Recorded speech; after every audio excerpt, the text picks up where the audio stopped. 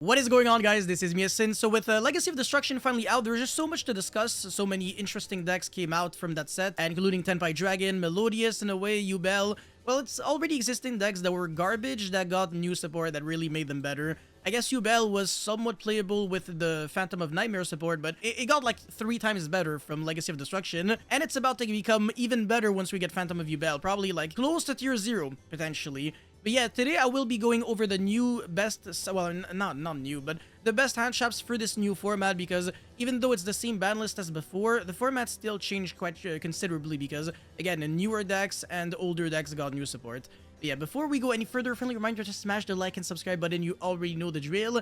And with that being said, let's get right into it. Alright, so I divided this tier list into 4 sections to make it a little bit more simple. So we got the must-play section, you know, those cards that you just have to play. And then, you know, some cards that are, I mean, some hand traps that are decent, but maybe not necessarily in the main deck, maybe better in the side. And then the lukewarm ones, which, yeah, you play really if you've got, like, nothing else, because they're not really great.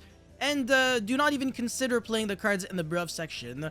Alright, so the first one is Infinite Impermanence. It's just such a good card. It's really safe. It doesn't lose to the Talons, Call by the Grave, but it does lose very hard to cross out. Unlike Valor, because you can chain second Valor to cross out Calling Valor, but you can't chain a second Imperm from the hand. Obviously, if it was set, then it's fine. But your opponent can still outplay you. Like, if you have a bunch of back row, your opponent can go cross out preemptively, call Imperm, and then all of your Imperms are dead. So yeah, you can have multiple Imperms and still lose very, very hard to cross out. So that's really dangerous. But I guess you can kind of say, at this point, you can say the same about like every other hand trap that can be used more than once per turn. But yeah, either way, it's still a great card. It's again, it can be top decked for turn.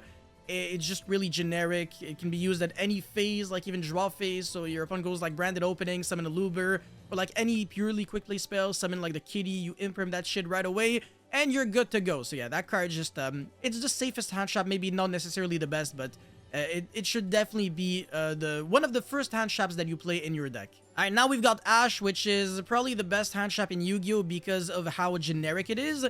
Again, not necessarily because of power level, because I can think of infinite, like, I mean, okay, maybe not that many, but a lot of cards that have such higher impact than Ash that are still less good because they're hit or miss. But Ash is hit or hit, I'm not gonna lie. So yeah, it's a great hand trap. It is once per turn, and it does lose to Hita, but that doesn't make it a bad card whatsoever. So yeah, Ash and Imperm, I want to say, are always the first hand traps that you play. It's always a 3 of, and then you start looking at everything else. Okay, Typhoon, that's a very interesting one. So it used to be in my side option because it was a good card against Farking, and it had a lot of collateral damage. As a matter of fact, I mean, I played it myself. I considered it against like Voice as well, and like all those other decks that also play spells and traps on the field. It could also out anti-spell and summon limit, but this card got worse because now summon limit is banned and anti-spell is only at 1, and Farking is dropping a lot in play and people are playing pure Snake Eyes instead. But either way, this card is still decent at beating the IP Masquerade and the spell and trap zone, but there are some ways that, you know, this card can just not always achieve much. And if your opponent goes for like Herald of the Arclight or Omega, this card is like the worst card that you can rely on. So yeah, Typhoon is just not fantastic. And again, with summon limit and anti-spell pretty much being replaced by like D-Barrier and like Talents or something for going first, this card is drastically worse, but still somewhat decent. And against Yubel, it's not bad because their field spell gets them to the Samsara, and then that gets them to Spirit of Yubel, which gets them to Nightmare Throne, and then you can Typhoon that, and you're gonna be good. Okay, Miradora is garbage. Let's not talk about it. DD Crow, I don't like this card, but unlike Bystials, it can counter like spells and traps in the grave, which usually doesn't matter. The only exception would be like Purely. That's it. It's the only situation where I want to say DD Crow like really beats Bystials, because you're not really trying to banish like fire, earth, water, and earth monsters anyways. So Bystials are usually just so much better. And yeah, okay, sure, it's not once per turn unlike Bystials, but there's 4 different Bystials, so it's not even like you have to worry about that. And also, again, 2500 attack body that has an effect, whereas DD Crow, it's really just you banish 1 card and that's it. So yeah, this card is in lukewarm just because it beats Purely, but otherwise it would be like really like low, like it would be like here. So yeah, at least it has somewhat of an application, but it's still not a great side option whatsoever. If you're playing DD Crew on the side, you're probably playing like 21 hand traps at this point, because I can think of so many cards that are much better. Okay, Nibiru, this is a side option. I don't think it's good to main deck anymore, because with Legacy of Destruction, there's just so many decks now that do not lose to Nibiru whatsoever. Tenpai Dragon is one of them. All their summons happen during the battle phase, and you're never gonna see the light of day of main phase 2. That is not gonna happen. Main phase 2 against Tenpai Dragon is wishful thinking. You are dying in the battle phase, and if you have this to protect you, it's basically having nothing. So yeah, it's really bad, and against the Melodious, it's bad for obvious reasons. Their one-card combos all beat Nibiru, other than Refrain, I believe. It's the only one that loses to Nibiru, but again, with like 2 cards, they still beat Nibiru, so this card's like honestly really bad. It's only good against bad players, which is the reason why I've got a lot of people saying that Nibiru's broken, it goes hard and stuff like that. It's just not the case, honestly. I actually think this card's dog shit, but in combination with another hand shop, even against the good players and the good decks, it's a good card. You gotta be pessimistic, basically. You can't always assume that you're gonna be seeing Nibiru with Imperm or stuff like that. No. You gotta assume when you deck build that you draw hand shops, you know, only like on their own, and you gotta hope that, you know, it's gonna be enough. And Nibiru on its own, against like normal summon Snake Eye Ash effect or even like Diabell Star summon, it doesn't do anything. Whereas cards like Mourner, Veiler, etc., they can carry.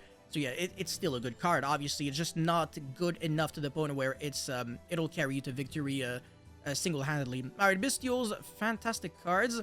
Very interchangeable with Nibiru, because Bystials, you can top deck them for turn and they can still have value because they're extenders, really.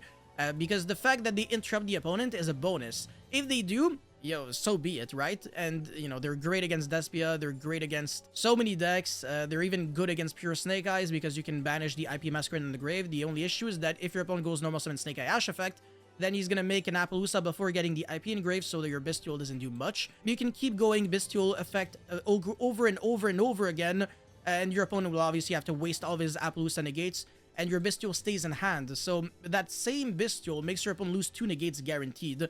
And that's assuming that he's going for the one-card combo that is very linear and safe. If he's going for something that kind of is different, then maybe you can catch him off guard with a Bystial. Whereas Nibiru, people always play around it really brain dead. It's obvious that Nibiru is just such a popular card that you have to play around it. Whereas Bystials, honestly, even to this day, people are still playing really hard into Bystials, which makes these cards really good, honestly. Okay, now we've got Ghost Mourner. This is anywhere between must play and side deck option. I want to say this is worse than Veiler, but better than a lot of these cards. It's once per turn. Yeah, sure, you can use it on your own turn, but in the TCG, it's so much worse because it's a trigger effect. So you have turn player priority to use your trigger effects before your opponent uses his trigger effects. So your Mourner is activated in Chainlink 1, which means that it is the first card to activate itself and the last card to resolve. So if your opponent goes, let's say that's a very obvious easy answer, but I mean example. But if your opponent goes like Tri-Brigade Revolt into Shuraig the Ominous Omen to banish one of your cards, you gotta go Mourner, Chainlink 1, and then Shuraig, banish one card, and Chainlink 2. And your Mourner, the only thing it really does is when you get rid of the Shuraig, your opponent takes damage. That's it. But it's a great card because it's also a time card, and you know, it negates stuff, and it can negate Dinomorphia Rexstrom as well, that is summoned on your own turn, or El Shuttle Winda. Stuff like that have continuous effects and not necessarily trigger effects. So I still think that Ghost Mourner has a lot of applications where Veiler might not necessarily have, but overall I want to say Veiler is better because it's more proactive and you can stop normal summons with Veiler. Whereas Mourner against Flundereeze, for example, is gonna do absolutely less than nothing. Okay, Ghost Sister, this card's weird because it's always either like the worst hand shop in Yu-Gi-Oh! Or like one of the best ones. So I don't have much to say about it. Let's just assume that this is not a part of the discussion. Okay, Artifact Lancia. This is not the correct format for Lancia, but this card will eventually be good. We're gonna have to wait until we get like Ritual Beast, maybe Inferno as well. Decks that just start banishing more, because right now this card is just not fantastic, but it's a good card by design, don't get me wrong. It shuts down like a full mechanic, which is kind of insane. I mean, if you really need to banish cards and you do this on standby phase, you're also shutting down like Pot of Prosperity, Extravagance, a lot of things for sure. It's just that, again, right now, not really good. Sure, it's good against Flundereeze, but you're not siding a card that's okay against Flundereeze when you can just keep playing your deck the exact same way. Okay, Token Collector is garbage right now. This is not Sword Soul format. Cyphering Gamma is such an interesting one, and this is a great format for Gamma because Delta has never been this good. Gamma and Delta will always be in the same section for me because if you're playing Gamma, you're also playing Delta. If you're playing one Gamma for the one driver, no offense, but you got brain damage. So the reason why these cards are good is because you're probably going with 1 Gamma, 2 Delta, or 3 Delta, that's fine, and then the 1 Driver. That gets you like a, I don't know, like a 33.76 or like a 40% chance of opening the hand traps, as well as a 12.5% chance of opening the Driver going second. You could also draw the Driver for turn if you did not resolve one of these side frames on your opponent's turn, which is unfortunate. But side frame Gamma obviously is the best hand trap in Yu-Gi-Oh! When it resolves. I want to say it's a solemn strike from the hand. That's a little unfair. To be fair, Shifter is better than Gamma, but you get the point. Gamma can be played by almost every single deck out there, and Delta has a lot of nice things that can negate this format. So against Tenpai Dragon, they might be side decking Heat Wave against you, and there's not much that you can do about it, but you can negate Heat Wave with Delta. And if they got like a second Heat Wave, they can't use it again because they're no longer at the start of their main phase 1, so you can really hard punish them for playing that card. And Delta can also negate like a bunch of spell cards generically. Like it can negate like some consistency cards against just about every deck that I can think of. It can be good against like Flunderies generically. It's fine. It's just that the card would have been better if it could also negate spell effects, but it can only negate spell card activations. Unfortunate, because imagine if you could actually hold your Delta for the effect of the Flunderies field spell.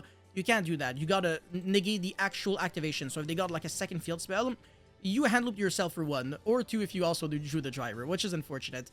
But yeah, great cards. I have nothing bad to say about the side frame cards. They're just in a good position, like I said. Ghost Ogre is another card that's in a good spot. I want to say it's a little worse than the side frame cards, though, to be honest, because this card, other than Tenpai Dragon, Voice's Voice, and Yubel, it doesn't do much of anything. And even against Yubel, it's not great. It only really stops the Nightmare Throne, which is obviously still better than Typhoon because it is more proactive. You don't have to wait until your opponent also has another spell and trap on the field. So I think Ogre is fine, but it's also once per turn, and it does nothing against the fire decks. You can't really main deck it. So that's the reason why it's a good side deck option. If you don't really know what else to play in your deck, this can at least fill in the blanks for you. Okay, Contact C is not great at the moment. There's just every deck plays like generic like links and stuff like that to link off your. I mean, it's good against Despia, but that's about it really. So yeah, you're not siding like one card only for one matchup. It's never worth it. You might as well play Bystials that cover so much more ground. So I want to see, so far I'm actually really satisfied with this tier list. Anyways, Ghost Reaper, this card is bad at the moment. Again, I love saying this, but again, this video is a tier list that is adapted for the current format. So that's the reason why all those cards all the cards that you're seeing on the screen, their position is very flexible. Like at any given format like that is different than this one, a lot of things could change. Like for example, Ash right now, and for the longest time, it was in my best section. But there has been like some situation where Ash, I want to say, was garbage, like in the Tier Laments format, for example, whereas Ghost Reaper was great. So it's actually really funny to see that now it's the exact opposite. Currently, a lot of people, their extra deck are like 15 one-ofs. Like Snake Eyes, for example, is, I mean, it's a great like example of a deck that just plays 15 different links and synchros. So Ghost Reaper doesn't really hit anything in particular. Like Kashtira Unicorn is better than Reaper, because it also gets your stuff going. It gets like, it's somewhat of an engine that also makes you beat hand traps, and it's a Ghost Reaper at the same time. So yeah, this card just doesn't really do much, honestly. It's not going to help you out. I do not recommend, but if people start playing like one super specific card in the extra deck that they absolutely need to combo off, then Reaper is good. So yeah, in like tier 0 formats, Reaper has a tendency to be nice. The Iris Sword Soul is trash. Skullmeister is very bad, because if you want to interact with the grave, there's just so many cards that do it better. Like there's Ash, Ghostbell, D Crow, Bystials. Skullmeister is only like somewhat good against decks like Unchained, because it basically acts as another Ash that is not once per turn. But when's the last time you saw Unchained? There we go. Thank you for proving my point. Okay, Ghostbell. Ghostbell is a side deck option. I think it's worse than Ghost Ogre, but to be fair, it's interchangeable depending on what people choose to play in your environment. So if people are on Tenpai Dragon, then Ghost Ogre is better. Ghostbell, it can also hit Voice's Voice just like Ghost Ogre, so that's the reason why they're very comparable. It's better against like Labyrinth and those kinds of decks where, again, acts as another copy of Ash, but interacting with the graveyard, you might as well banish the cards permanently while also getting your stuff going with a body. So that's the reason why, to me at least, Bystials have a tendency to just always be better than Ghostbell and DD Crow. Phantasme is another side deck option. This time though, I don't know where I would put it. This one's very weird because It's great if you're playing board breakers in your deck, or certain hand traps like Bystials or Nibiru that are really good to like also somewhat draw for turn. But if you draw Imperm off a Phantasme, it's a neg-1. It's not going to do anything. You have to put it back in your deck. Unless your opponent clears your Phantasme, but you can't really like wish for... I mean, you can't predict that. You know, you're not deck building assuming that your opponent... Like the best case scenario every single time. It's really stupid. So Phantasme, I think, is great if you're playing board breakers because you can draw into them and also make your hand better. But if you're drawing into like a bunch of hand traps too late when your opponent is already summoning an Appaloosa, then this card is honestly just dog shit. So I'm not a really big fan, but it still belongs in the side deck option section because, again, if you can make it work, and if you're playing a bunch of hand traps, maybe it might also like help you replace your hand traps with engine in case your opponent doesn't have that much anyway, so that's the reason why it's there. Droll and Logbird, yeah, it's not great, honestly. It's actually worse than Ghostbell and Ogre. I would not side deck this card over anything here. Because with Droll, you're almost like praying to God that your opponent misplays. That's my issue. Like the fire decks, when they lose to Droll, it's because they got unlucky or because they're messing up something. But the standard combos, they still end on 3 interruptions through Droll. So imagine if you draw like multiple Drolls, it's even worse. I don't like this card. It does have some nice applications, but it also loses to shifters. So against like Flunderies or Kashtira, sometimes it just doesn't do anything at all. So yeah, it's a fine card. Again, that's the reason why it's there. It's not in the lukewarm or bruv section. It has some form of potential, but yeah. Anyways, Effect Veiler is clearly one of the best hand traps in the game. Again, I've already mentioned multiple times that when your first 9 hand traps are always 3 Ash, and then 3 Imperm, and then 3 Veiler, and then we start shopping for the other ones. Maybe it could be 3 Nibiru, or, you know, 4 Bystials, or 2 Bystials, or 3 Bystials, I don't care. Maybe it could be main deck Gamma and Delta, or maybe main deck Ogre. Probably not main deck Bell, but maybe main deck Droll. I don't know. That could work. So, yeah, whatever. I mean, again, all these hand traps are pretty much, like, interchangeable. Chaos Hunter is very similar to Artifact Lancia, but maybe a little better. So, I want to put it probably here. But it's also good against Runic. So, yeah, I'd probably put it there. If you can benefit off of this card, it's pretty nice. And then Shifter is, I mean, if you can play Shifter, then the card's broken, obviously, sorry. But if you can't, then whatever, it is what it is. It's just that my issue is that Tenpai Dragon can OTK through Shifter, so what are you really playing Shifter against? Like, the Fire decks? I mean, they can still make an SP at least, or they can make IP with Divine Temple to then make an SP or an Appaloosa on your turn, so... yeah, it's obviously still a great card. But if you have to make your deck worse to incorporate Shifter, I don't think it's worth it. So that's the reason why it's still in must play, because of its power level. But I'm also very skeptical if I would play it in every single deck that can somewhat play it. But yeah, anyways, that's it for this video, guys. Thank you so much for watching. Don't forget to like and subscribe. And let me know how you feel about these hand traps in the comment section below. And I'll see you guys very soon. Peace.